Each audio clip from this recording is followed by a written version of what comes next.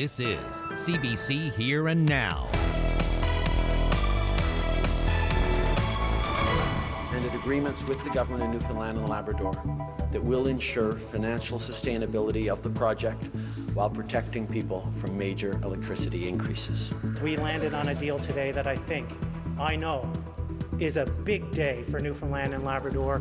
A deal to keep power rates from skyrocketing. The Prime Minister and Premier reveal some of the details. Not everyone is happy with it. He doesn't keep whatever he said. Like, he's a very dishonest person, and he's very frustrated, and I'm very disappointed. The Innu Nation says Premier Andrew Furey broke a promise and kept them out of the latest negotiations over Muskrat Falls. Long lineups and hour-long waiting have been angering the residents of Bell Island for years. Now, the situation is reaching crisis proportions, according to one islander. That story is coming up on Here and Now. Well, good evening and welcome to Here and Now. I'm Anthony Germain. An agreement to keep hydro rates from climbing. It's a $5.2 billion deal with the federal government contributing some big bucks to help keep electricity rates low. So how much is this going to cost you? Well, Here Now's Peter Cowan has the details. The federal government is going to be contributing a lot of money to keep electricity rates reasonable. Let's start with the rates. Without any deal, they would have gone up to 23 cents a kilowatt hour. Under the deal, they'll now be 14.7 cents. Officials say that's about a 10% increase from what rates are now. But it's less than they were supposed to be when Muskrat Falls was sanctioned. However, the Liberals in 2019 under Premier Dwight Ball promised that they would keep rates from increasing at all, promising 13.5 cents a kilowatt hour. The current Premier says that was never his promise.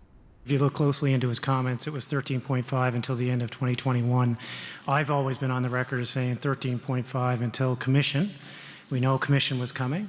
We know commission was coming in November, and subsequently that increased the urgency and the acuity of the issue that we were facing. And then thank God that the federal government was there. So how are they going to get it down to 14.7 cents? The biggest help is coming from the Hibernia project. The federal government is expected to get $3.2 billion in royalties, so they'll hand that money off to the province, and it'll be used to keep rates from rising. The federal government is essentially lending $1 billion that'll be used to keep rates low now, and then it'll have to be paid back along with a low level of interest in 20 years. The province put in billions of dollars into the project. It's agreed to get paid back less than originally planned and use those savings to keep rates low. Then there's another $1 billion the province is borrowing, backed by the federal government. That's going to save them money on interest. The federal government didn't have to do any of this. In fact, politicians in Quebec are already slamming the plan as an unfair bailout. Today, the Prime Minister insisted it was the right thing to do. We recognize that there were significant mistakes made many years past, but also we recognize that it is important that Canadians be there for one another. That's certainly something we've seen throughout this pandemic. Canadians having each other's backs. It's a promise that this government made, not just to the people of Newfoundland and Labrador, but indeed to all Canadians. We'd have their backs. It's expected that Muskrat Falls will be commissioned early next year, and that's when power rates will go up. In future years, they're expecting about another 2% increase a year. They say that's in line with inflation. Peter Cowan, CBC News, St. John's. Well, the provincial opposition, meanwhile, is cautiously optimistic, relieved that a deal is in place, but worried about some of the particulars. Great relief. Finally, we've got some rate mitigation deals. However, the only thing that I have seen is a very convoluted press release. It has very light on detail. It's very difficult to read. So certainly not what the general public is hoping to hear. We also found out that rates have gone up when the Liberals had promised that there would be no change in rates. So some concern there, and I really look forward to seeing what the details are because, again, none have been provided. We're wary. But we're optimistically hopeful that all that's been covered off so that what's being offered here now gives the people in Newfoundland and Labrador a sense of hope that come winter time, they're not going to have to make decisions between, buying their medications, getting food, or keeping heat in their residence, that they can realize, well, there is an increase. And we realize that, and we understand it's still going to be a burden on the ratepayers in Newfoundland and Labrador, that it's minimal in comparison to what it could have been. While the Prime Minister and Premier are praising today's announcement, the Innu Nation says it's a backroom deal that was reached in secret by politicians who deliberately shut out their Indigenous partner. The Innu say the announcement is a broken promise to include them along every step of the way. Etienne Rich is the Grand Chief of Innu Nation, and we have reached him in Quebec. So, Chief Rich, what do you make of today's announcement? The Premier was saying that he will notify us as soon as possible, like ahead of the time, which is he hasn't. It's very frustrated me because of trying to work with him and along with Innu Nation and try to build a really good working relationship and as well to have a really good collaboration with the Innu Nation and province of Newfoundland. But every word he comes, the last meeting we had with him, and every word he was saying that it's very, like he doesn't keep whatever he said. Like he's a very dishonest person. So that's how I find him right now, and it's very frustrating, and I'm very disappointed. How did you find out about today's announcement, which involves billions of dollars? How did you find out about this announcement?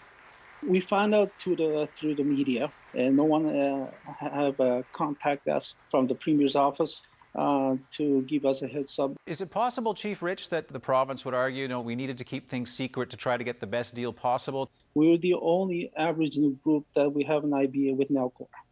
And back in 2008, we signed an IBA agreement, which is a legal document.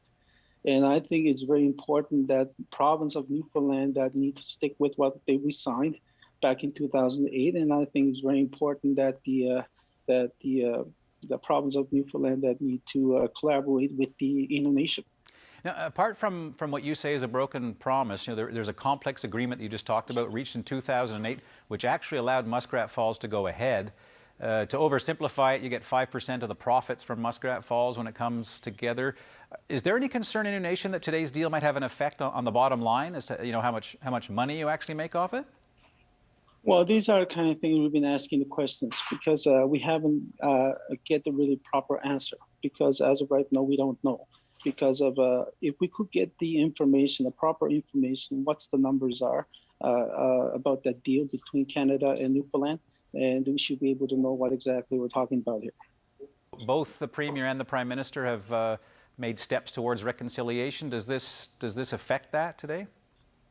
Oh yes, big time. Because as you know, that Prime Minister Justin Trudeau has been talking about reconciliation all year, and ever since he became a Prime Minister, like he's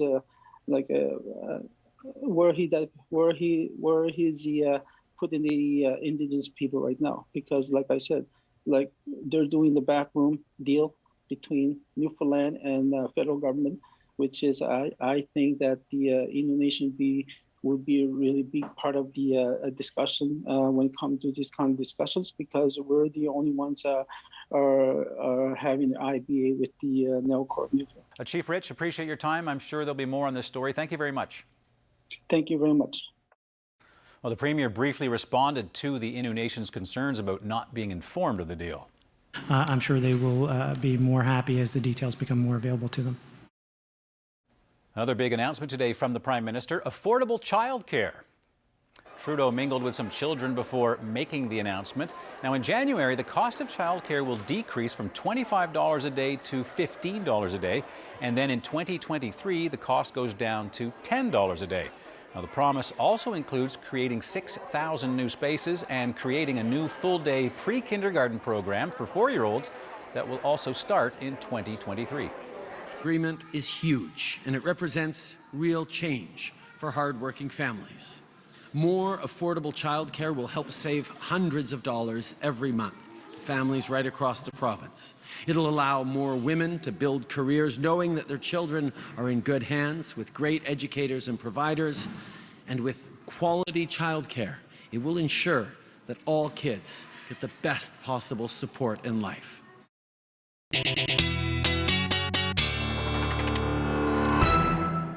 Well, another unsettled day today across most of the province. We even saw some lightning earlier this afternoon through parts of central as well as the west coast, and that risk will continue for the next few hours. I'd say by 9-10 o'clock that should end. As this cold front sweeps through, we're going to see the chance of a few showers for most of central, even eastern areas of the island, but the heaviest rain will move towards southeastern Labrador. Like I said, after 10 o'clock, that risk of thunderstorms should end, but you will still see those showers continue as we get even into the early morning hours. So temperatures tonight will be the warmest in the east, looking at about 18 degrees for St. John's. Temperatures for the rest of the island looking anywhere from 12 to 15, and then cooler up across Labrador. 8 degrees will be your overnight low in Lab City. So let's look at tomorrow's forecast. We'll look ahead when I come back. 2 men died at the scene of a 3-vehicle crash in Grand Falls, Windsor yesterday. Police say a car was driving the wrong way in the eastbound lane of the divided highway, and that car crashed into an oncoming car, and that car in turn then hit a truck and trailer which caught fire. The drivers, one was age 57, the other 69, both of them died at the scene. Well, we take you now to major traffic snarls on the west coast today. A nightclub on Main Street in Deer Lake caught fire late this afternoon. Large flames shot out of the back of the building, which happened to be along a busy highway traffic detour.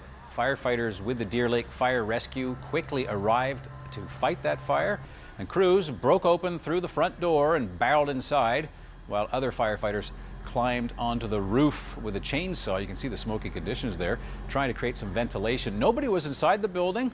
No one was injured. All traffic was directed away from the fire, and crews had the blaze under control in 30 minutes. Well, that building fire only added to the large traffic snarl through the community, with cars lining the highway west of Deer Lake. The detour is all because of this, a large washout near the Deer Lake Powerhouse on the Trans-Canada Highway. Last night's heavy rainfall washed away parts of the road, you see there, and by 2 p.m., that new culvert, you see, that arrived, and crews were busy trying to clear away the debris to get ready to install it. Now, that road is expected to be closed to highway traffic for at least 48 hours. Well, there's been criticism of the Bell Island Portugal Cove ferry service for years. Old vessels and an unreliable schedule cause frustration for a lot of residents. But one Bell Islander says it's now worse than it has ever been. Here now's Henrika Wilhelm has the details. Usually, 2 ferries run between Portugal Cove and Bell Island, but the MV Flanders is being repaired, which leaves the MV Beaumont Hamel shouldering the service by itself. That causes delays, long wait times, and frustrated commuters. 5 and 6 hours, added on to their day, either waiting in a lineup, waiting for a boat, and for folks who already have long work days, you can imagine how exhausting and how taxing that is. And you can imagine the quality of life or impacts that has for their families. People will sometimes say, I could have lived in Clarenville and driven back and forth to work in less time today. Islanders feel their frustration is often being ignored. I don't think the rest of the island, with the exception of other people who are served by the Interprovincial Ferry Service, actually have any understanding that, our ferry routes are very much our roads. The MHA for Conception Bay East Bell Island emphasizes the importance of this ferry route, which is a commuter service. Right now, they have one of the smallest vessels running back and forth in its peak season, its peak employment season, where 400 workers travel daily to employment here in the city and immediate area. You have hundreds a day having to come to St. John's in the area for medical appointments. Plus, you have a vibrant tourism industry that can't access the island. He says better management and planning have to be in place to avoid future problems of this kind. They have to look at how they can provide the service as adequate for the demand on the Bell Island Ferry Service, and they need to immediately put a shore-based manager in place in Portugal Cove, St. Phillips. Some have also taken to social media to bring awareness to the situation with the hashtag #FixTheFerries. The Department of Transportation and Infrastructure wouldn't answer questions. In an emailed statement, it said, ferries must come out of service every 5 years for significant mandatory refits, and 2 that were planned for 2020 were postponed to 2021 due to lockdowns associated with the COVID-19 pandemic. The department increased the number of trips to the island per day earlier this summer from 16 to 18 trips with 2 vessels. We currently have 15 trips with one vessel. Travelers are encouraged to plan their trips. The Flanders is on dry dock here in the St. John's Harbour and is expected to return at some point in August. Whether that will solve the problems of the ferry route, however, remains to be seen, since Belle Island residents say the problems with the ferries just seem to be never ending. Henrike Wilhelm, CBC News, St. John's.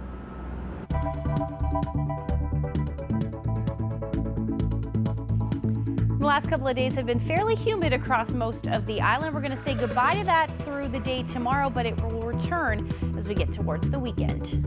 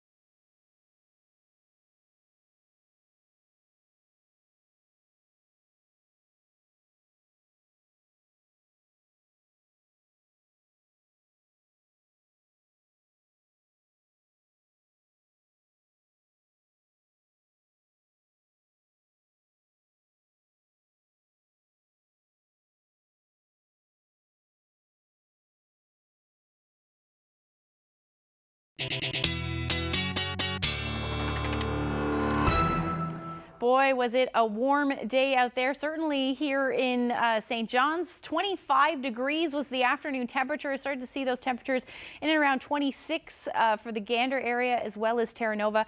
23 degrees in Corner Brook today, and those temperatures cool on the cool side up across Labrador. 13 degrees in Lab City today. Those temperatures, although hot, the humidex was really what was the story today. Very humid out there. At one point felt like 32 too in St. John's. We've got those humidex values in those high 20s, and we're going to say goodbye to the humidity as we head through the day tomorrow. So we're finally going to see a break in the afternoon. Well, as the day goes on, the further east you go. And then a little bit of a break, but by the time we get to Friday, another area of low pressure moves in. That is going to bring in some more humidity through the afternoon and then continue as we get into Saturday. So yesterday I got a question about what is the dew point? Well, the dew point is pretty much just the temperature at which the air is saturated. So, you know, in the nighttime when the temperatures cool down, then you start to get that dew on the grass. That's what that dew point is. So when we talk about that, as far as the warmer temperatures go, the higher the dew point, the higher moisture content in the air, and that's why we feel humid. So hopefully that explains that a little bit more. And we're going to say goodbye to that again as we get into the end of next week. And then Monday we'll see a return of those humid conditions. So another reason why we're going to see some of that humidity drop is thanks to this cold front. That's going to sweep through, and some drier, cooler air will move in behind that, but not before it sparks some lightning likely this evening for the northern peninsula for the next few hours. And then those showers will work their way towards the southeastern portion of Labrador. And then some showers again towards the overnight and early morning hours for central and eastern Newfoundland as well. As we get through the day tomorrow, cloud cover to start, then we should actually see some clearing skies through the afternoon. The showers potentially popping up again in the afternoon for the west coast. Parts of Central may see that as well, but it'll be a generally unsettled day across Labrador with that chance of showers sticking around for most. Even into the evening hours, we may even see some rain, or will likely see some rain up across northern Labrador. Temperatures tomorrow in the teens for most of the big land, and we'll see a little bit of drop in those temperatures again. That humidity will break as well for most of the island. Temperatures somewhere between 18 to 22 degrees, and then same thing along the coast. Winds generally out of the west or southwest about 20 to 40 kilometers per hour. So why we're going to see that return of humidity is thanks to an area of low pressure that's going to bring in, that's going to move in. So we're going to see the return of that fog again along the south coast as some more moisture moves through.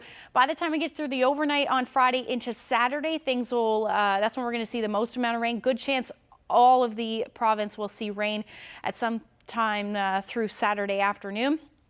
See a little bit of a break in that for the island. Some sunshine should peek out, and then as we get into Sunday, that area of low pressure will move off, and it actually looks like a fairly nice day.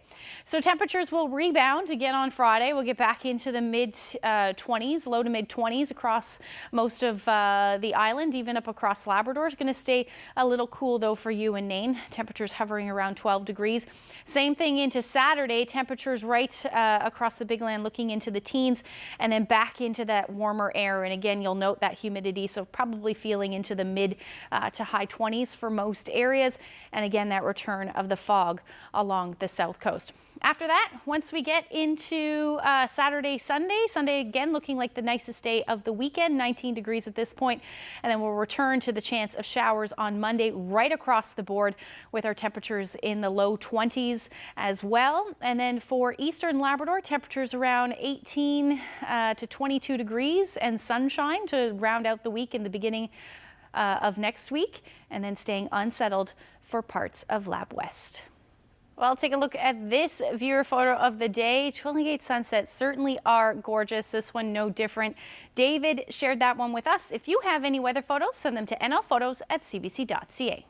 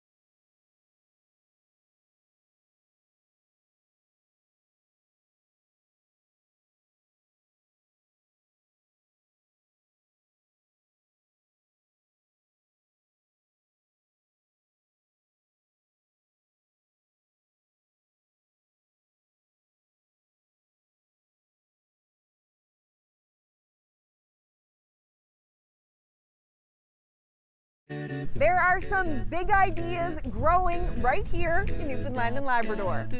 We were going to help people who are not growing things at home and maybe don't have the means to grow them.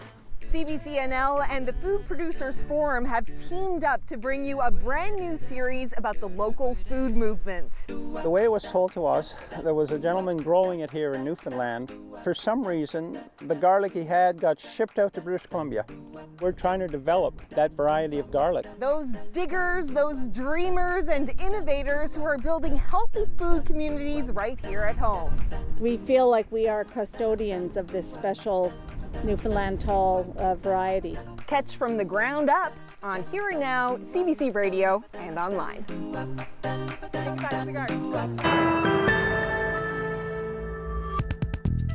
Well, construction is going to close all 4 lanes of the Trans-Canada Highway between the Holyrood Access Road and the Fox Strip Access Road this weekend.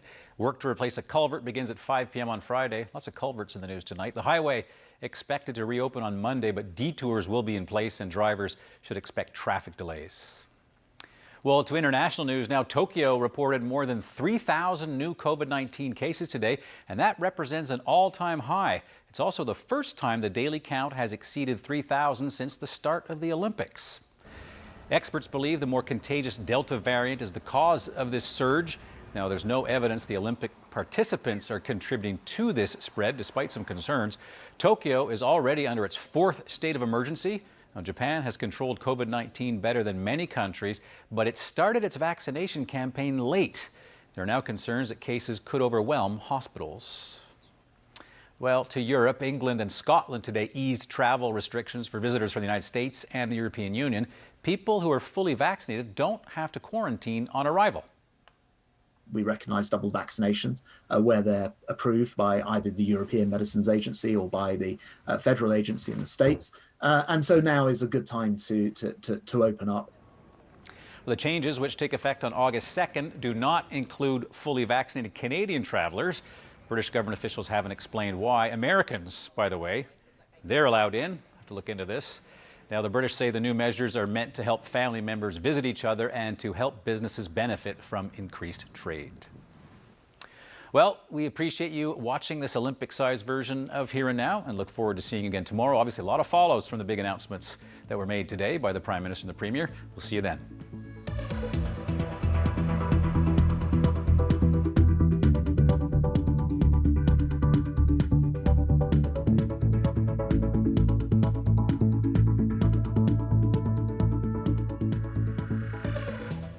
The following program is available in described video.